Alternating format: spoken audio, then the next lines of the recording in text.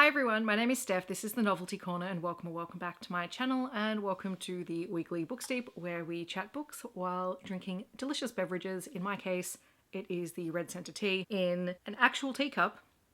This is, well, I did pick this because it does have a rabbit on it. It is not Easter themed, this is actually Alice in Wonderland themed, but it's the only vaguely seasonally themed teacup I have at the moment, so I'm making do.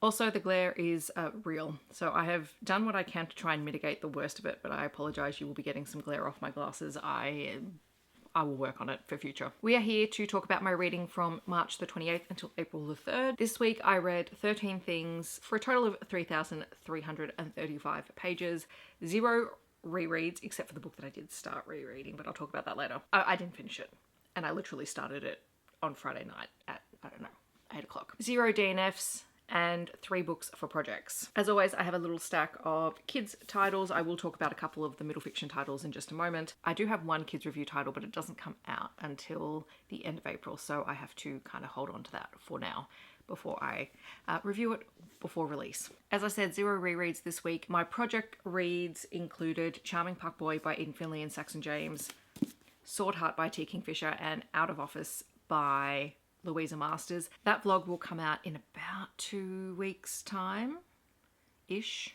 So stay tuned, I will be talking about those books then. Alrighty, which brings us to the novels that I read this week. So super quickly, 2 middle fiction titles that I read: Ludicrous Legends, Myths with a Twist by Joel Temple and David Conley. Oh God, glare. Shiny, shiny covers. This is essentially a take on some Greek myths from the perspective of Hector and his best friend Hilo. They're about to be tested on their knowledge of Greek mythology, and so they are teaching each other. You have a narrative component, and when they are talking about the myths and who Heracles is and who Medusa is, it actually shifts into a graphic novel format, which is kind of fun. So this is perfect for those reluctant readers, kids who like myths, kids who like something that's really funny and a little bit absurd at the same time. Great for that. And then Ruby's Web by Ellen van Neerven has also recently been released. This is a middle fiction story about Ruby, who is in year 7. She has just started high school and everything is different. She is no longer best friends with her best friends. One of her best friends was her cousin, and so far her cousin really doesn't want anything to do with her in high school, and so she's feeling very left out. There are some kids who are bullying her. There is a school online platform which is the source of some cyberbullying as well for multiple kids across the school, and Ruby decides to tackle it because she has absolutely had enough of it and she feels like there is no other option for her. This book tackles racism, it tackles isolation, friendship, and it does have a student who is a side character who is contemplating self-harm, so be mindful of that. It is short, it is beautifully written, it includes a lot of First Nations culture in here, and it is wonderful. Highly, highly recommend. Then I finished my read of Chasing Shelter by Catherine Cowles. This is book 5 in the Sparrow Falls series. We're following Trace, who is a single dad. He is a member of the family we're following all of the characters, and he falls for Ellie, who is the sister of Link from the previous book. She has just broken off her engagement. She comes from a very wealthy family, but her father has been put in prison for various reasons, and her ex is trying to get her back, mostly for status, but it is a small town sheriff romance, romantic suspense, that kind of thing. The thing that I'm noticing about these books, I still enjoy them because I know the formula and I know how it's all going to go. I know exactly what to expect. And I've talked about that a lot when I talk about Catherine Cowles books. But for whatever reason, the further I get into the series, it just isn't working as well for me as it has in the past. Maybe that's just me evolving. So yes, I do have the last book in the series to read. I actually have a physical copy of it, and it's going to be an interesting one. So I will keep you posted on what I think of it when I get to it. I also listened to the audiobook of A Short History of Nearly Everything 2.0 by Bill Bryson, which is a non-fiction title, so that's another one on my non-fiction list, and is pretty much what it says on the label. We go through a range of the history of the world and the earth and how everything has come to be. Honestly, I'm going to say that there are parts of it that left me quite depressed, and honestly going, I think I'm just going to stay in my bubble. I think I'm quite fine here. But tackling everything from the birth of the universe all the way through to how mankind came to be. Very interesting. A lot of it I'm aware of and have read in other sources before, but also just kind of nice to have it in a concise kind of format as well. And also Bill Bryson narrates the audio, so that's also helpful. There is also Mr. Trickshot by Becca Jackson, which is the first book in her Playmakers series, which is her first series foray into hockey, but it does link in with her Banana Ball series as well. We are following Luca and Reed. It is a queer hockey romance. We follow Luca, who is a rookie in the NHL, and he is known for his trick shots on the ice. That's what he and his best friend were known for when they played at college, and everyone has been really excited to see kind of what he brings to the sport. However, when he gets there, the captain of the team, Reed, is less than impressed because he is about to turn 30. He knows that there's maybe a few more years in his playing career, in his professional playing career, and he's known for his very stable kind of play. And Luca kind of upends that because he's just full of life, very vibrant, very much willing to try things. And when they don't always go according to plan, which has the added pressure of knowing that if you don't succeed in what you attempt, then it does affect everyone else. And there are a few moments where the opposition teams that they're playing end up scoring off of attempted trick shots that don't go through. This frustrates Reed, and he ends up, saying a few things, and people call him on it and say, maybe you need to work with a kid.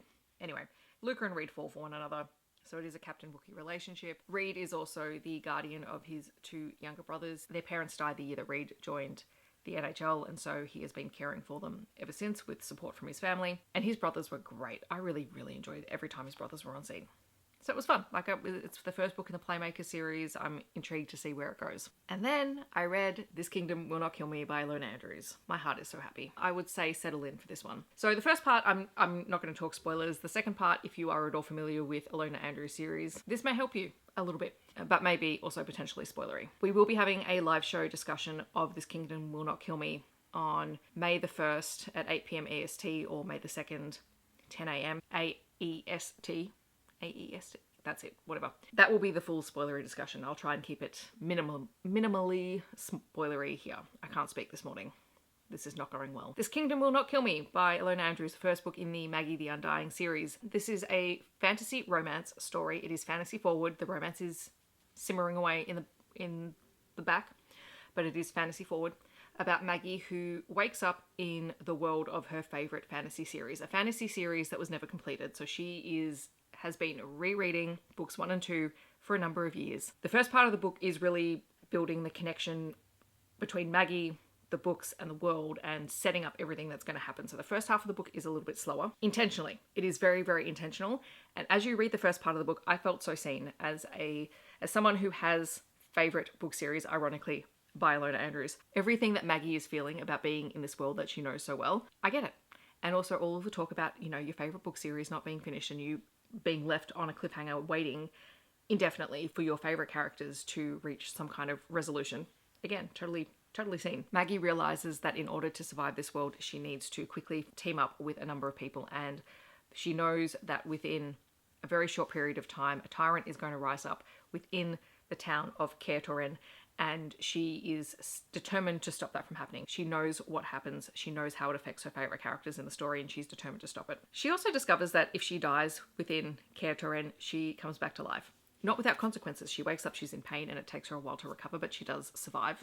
And there is a content warning in here for a torture scene in the second half of the book that is quite graphic. It does fade to black eventually, but it is not great, and it does feature Maggie. Anyway, so along the way, Maggie begins to meet all of these characters that she knows so well, and she's able to utilize her knowledge of what happens in the books to give them advice, and she knows that she can become an information broker, and that will earn her a little bit of status and some money in order to survive. The really funny thing about this book is that every single character that Maggie meets, she knows this book. She knows these characters and these worlds inside out, but she doesn't actually know the characters, and there are a number of times where the people that you meet, in fact, quite often the people that you meet are not who they seem. And so you have Maggie, who has an incredible amount of knowledge, but is also able to be tripped up by what's happening in the world. And also as she begins to make changes, the rest of the story begins to change.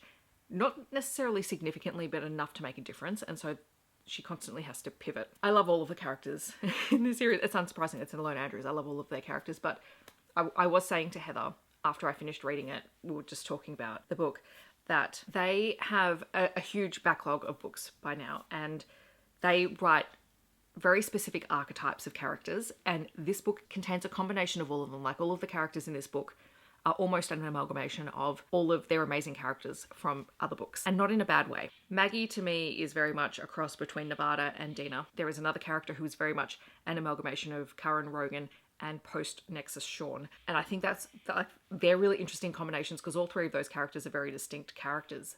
And then you see them and you just go, I can see each of these characters in here. Like there's a character that I recognize very much like Arland and is positioned in the book in the same way that we have the Sean and Arland storyline in the Innkeeper Chronicles, but it's done in its own way. There's another character who's, to me, is very much like a cross between Catalina and Julie. And it's all set in this fantasy world. I'm really intrigued to see where it goes. Like I'm deeply, deeply invested. So I read the ebook of this over Thursday and Friday because it's quite long. And then I did start the audiobook. So I'm already partway through a reread of This Kingdom Will Not Kill Me. And I will be doing a third read before the live show because I'm waiting on my physical copy. I kind of wish that I had it here, but it's not arriving till later this coming week. So I will hold it up in the next wrap up because it's going to be very, very pretty. I love this book. It does end on a cliffhanger, be mindful of that, but it is so worth it. If you are pausing to read it, Heather's advice to me, and it was great advice, was to stop at around 45% and then continue after that because the second half of the book is much, much faster, and once things start happening, they start happening. Which is not to say that the first half is slow and in a negative way. It's just there's a lot of build up and understanding that you have to have in order for the second half to make sense, because the second half makes you question everything you learnt in the first half of the book. And it's fabulous. So for anyone who loves Ilona Andrews, this is just going to be wonderful because you're going to see so many of your favorite things about their writing in this series. And I think if you are new to Ilona Andrews and starting with this book, watch out, you might be ruined for fantasy romance books and romantasy in general as a result of it. Even though this is not a romantasy book, it might be a romantasy series by the end of it, but it is currently a fantasy romance, and that distinction is kind of important. So hopefully if you are picking up This Kingdom Will Not Kill Me, you have the whole month to read before we have the live show. We did contemplate putting it closer to release date, but then realized that a lot of people are going to need time to read it because it is quite long. So there's a whole month. We're going to talk about it at the start of May. And trust me when I say we are all very looking forward to doing that. As for things that are coming up on my reading list this week, I do need to get to Click by Sarah Bailey. I need to get to The Angry Wives Club by Gabbie Stroud, which was a review copy. And I think I'll also try and get to Catch Got Your Tongue by Kelly R. Reynolds as well, which I have as a review copy. We'll just see how I go. If you were celebrating Easter, I hope you had a lovely Easter. Otherwise, I hope that wherever you are in the world, you're staying safe and healthy, and I will see you in my next video. Thanks so much for watching. Bye, everyone.